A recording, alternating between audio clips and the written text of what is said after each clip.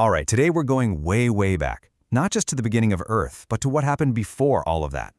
We're diving into this incredible story from Surah Al-A'raf, The Heights, a single narrative that stretches from a command given in the heavens all the way to our final judgment. But look, this isn't just some dusty old story. It's really like a mirror, right? It reflects the choices we're all facing every single day. So the real question we're trying to answer is, what can this very first human story, the one about temptation and consequences, teach us about our own lives? To get there, we've got to start by looking back. Okay, so the first thing you need to get about this chapter, this surah, is how it works. It's different. It doesn't just give you a list of rules.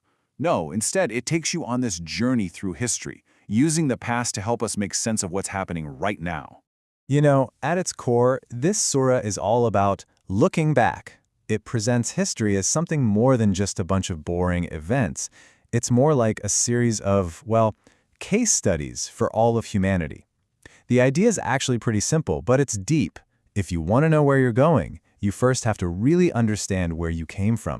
And this story, it kicks off in a place that isn't even Earth. We're in a celestial setting. Humanity, starting with Adam, has just been created and is being honored. And right in that moment of honor, God gives this single, crucial command that, well, it sets the stage for pretty much everything that follows. And this is where we see the very first major conflict, the first real moral test. And it's not some abstract battle between good and evil. It's way more personal than that. It's a clash between two very specific reactions, arrogance and humility. So what was the command? The angels were told to prostrate before Adam. Now, this is a super important point. This wasn't worship, not at all. Think of it more like a ceremonial salute. It was a gesture of respect, a way of acknowledging the special, honored status that God had just given to humanity.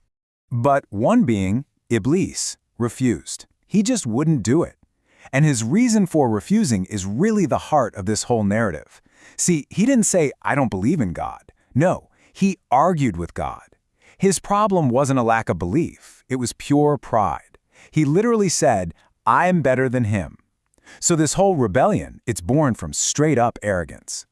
And boom, right there, we see the two basic paths that are always in front of us. When Iblees messed up, what did he do? He passed the buck. He basically told God, "Hey, you did this to me." But later, when Adam makes his mistake, his reaction is the total opposite. He says, "Our master, we have wronged ourselves." He owns it. Complete responsibility. You see the contrast? It's blame versus accountability. And that, right there, is the core lesson. So, after being cast out for his arrogance, Iblees, who we now know as Satan, declares war on all of us. But his attack isn't what you might expect. It's not a head-on fight. It's this incredibly sophisticated psychological game, a campaign of deception, and the story actually breaks it down for us in 4 clear steps. Yeah, we get this 4-step playbook of his tactics. First up is wiswasa. He doesn't yell, he whispers an idea into your mind and then backs off, just letting that little seed of doubt grow all on its own. Second, he pretends to be your friend, a well-wisher who insists he only has your best interests at heart. Third, to make you believe him, he swears an oath. And finally, there's dala. This word implies he's incredibly patient, slowly luring you in over a long, long time. This is not a quick thing, it's a long game strategy. So what exactly was he whispering? I mean, was it all about a tree? Not really. The tree was just the bait. The real temptation, the real hook, was a promise that plays on our deepest desires, the chance to become like angels or maybe to live forever.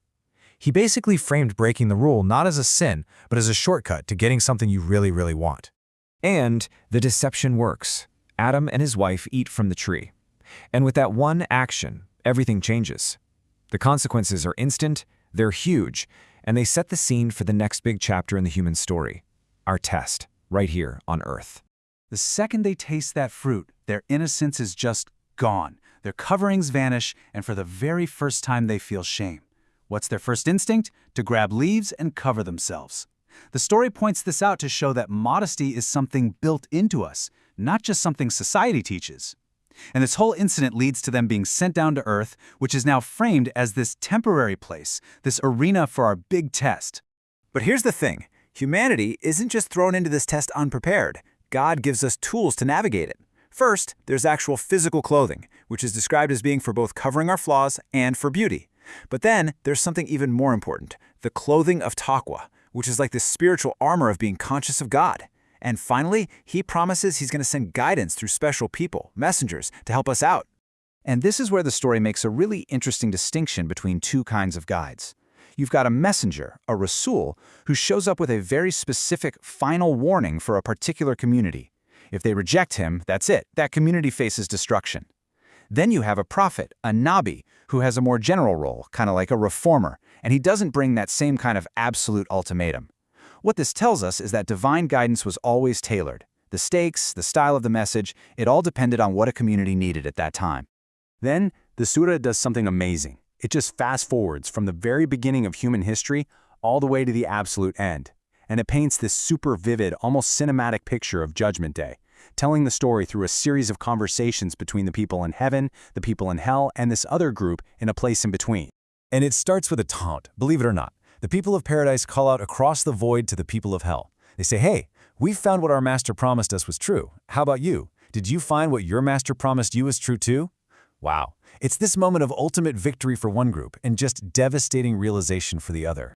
And the response from hell? It's just pure desperation. They're begging, please just pour some water on us or anything else God is giving you, just a little bit of relief from their suffering. But the answer comes back that all those things are forbidden to them, forever. But hold on, there's a third group.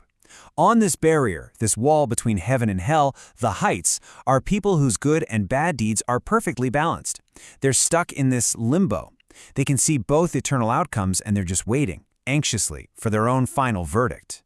And when they're forced to look towards hell, they don't talk to the people there. Instead, they turn to God, and they pray with this mix of absolute terror and hope, saying, "Our Master, please, don't put us with them." I mean, their situation just highlights what a razor's edge our destiny can balance on. And as for those who chose that very first path, the path of arrogance, the story ends with one of the most powerful images you can possibly imagine. It says that them entering paradise is as impossible as a camel passing through the eye of a needle. It's just this stark, unforgettable metaphor for a door that has been sealed forever. And it leaves us with this one final, unavoidable question. Which path are we choosing? With every little thing we do.